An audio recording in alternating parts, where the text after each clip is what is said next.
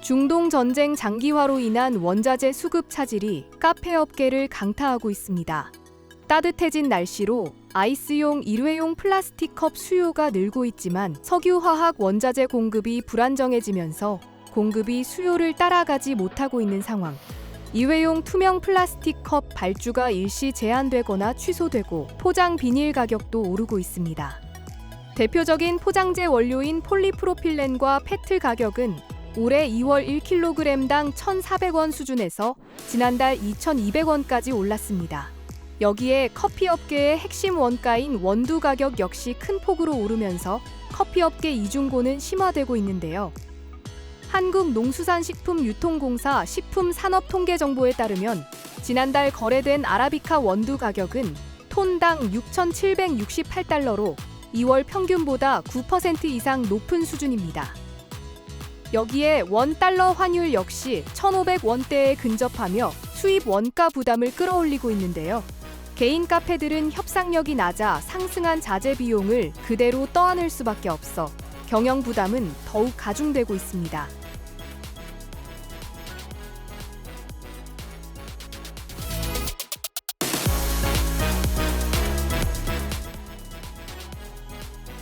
서울시가 돌봄과 주거를 결합한 시니어 주택 공급 확대에 나섭니다. 무주택자를 위한 어르신 안심주택과 풀서비스형 노인복지주택으로 나눠 공급하는데요. 금융 지원과 규제 완화도 추진합니다. 사업 시행자에게는 토지 매입, 건설 자금 지원과 공공기여 완화 등의 인센티브로 사업 참여를 유도합니다. 입주자에게는 최대 6천만 원의 보증금을 무이자로 지원해 주는데요. 하지만 공급 속도는 기대에 못 미치고 있다는 평가도 나옵니다.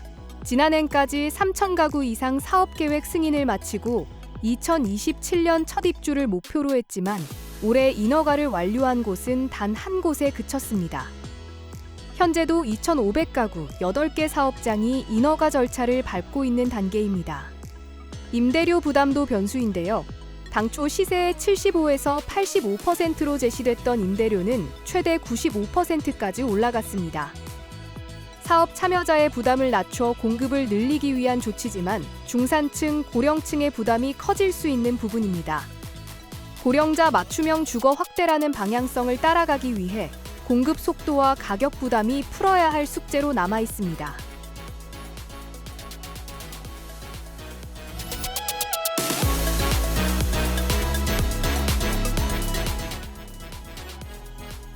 최근 중동 정세가 흔들리자 가장 먼저 출렁인 건 원유와 LNG 가격이었습니다. 특히 호르무즈 해협 리스크는 한국에도 과제를 남겼는데요. 에너지 수입국의 자원 안보는 여전히 산업정책의 핵심이라는 점입니다. 그런데 에너지 전환이 빨라지면서 안보의 대상도 달라지고 있습니다. 과거엔 원유와 가스 같은 연료 확보가 중요했다면 이제는 태양광 모듈과 풍력, 터빈, ESS 배터리, 전력 케이블 같은 전력 설비와 부품 확보가 관건이 된 것입니다.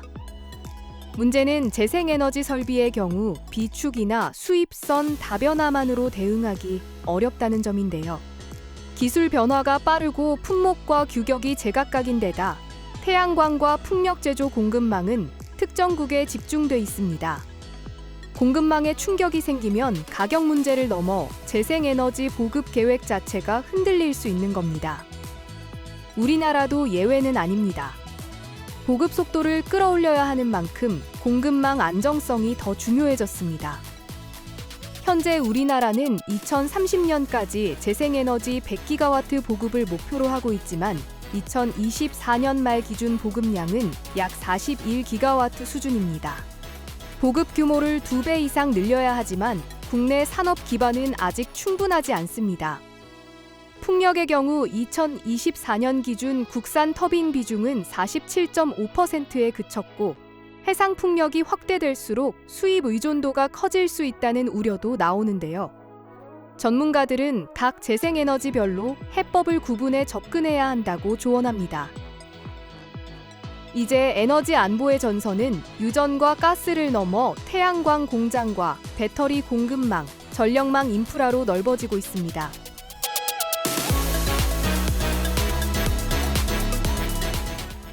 2030 청년들에게 취업 문턱은 높기만 합니다. 열심히 스펙을 쌓고 자기소개서를 적어도 번번이 떨어지는 채용 시장에 한숨이 절로 나오는데요. 실무 경험을 쌓자니 인턴 기회를 얻는 것도 쉽지 않습니다. 이렇게 취업에 어려움을 겪고 있는 청년 인구는 어느덧 171만 명에 달합니다. 정부는 이 가운데 10만 명의 청년들이 새 출발에 나설 수 있도록 기회의 장을 마련하기로 했습니다. 우선 대기업과 대학, 훈련기관에서 검증된 직업훈련 교육 프로그램을 1만 9천 명에게 제공하는데요. 인공지능부터 반도체 등 첨단 산업뿐만 아니라 인문, 사회, 금융 등 청년들이 관심을 갖는 콘텐츠로 꾸려집니다. 이후 사회로 나가기 전 실무를 경험할 수 있는 일 경험 프로그램도 확대합니다. 체납관리단부터 농지조사, 사회연대경제 등 공공부문에서 업무 경험을 쌓을 수 있도록 합니다.